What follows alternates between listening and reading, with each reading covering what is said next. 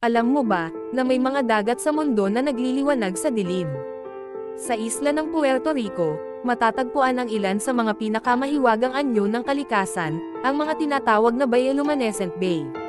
Sa tuwing ginagalaw ang tubig, sumasabay ang pagliwanag nito, asul, bughaw, minsan ay parang apoy sa ilalim ng dagat.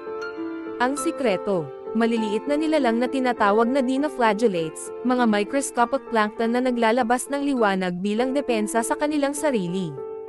Isipin mo, milyon-milyong maliliit na organismo, sabay-sabay na kumikislap sa bawat alon, sa bawat dampi ng kamay, o kahit isang galaw lang ng bangka. Sa gabi, tila bang sinasayawan ng mga bituin ang karagatan. Isa itong paalala kung gaano kamisteryoso, kaganda, at kahalaga ang ating kalikasan. Kaya sa susunod na paglalakbay mo, tandaan mo, may mga lugar sa mundo na hindi lang basta nakikita, kundi nararamdaman. Ang mga bioluminescent bays ng Puerto Rico, liwanag sa gitna ng dilim.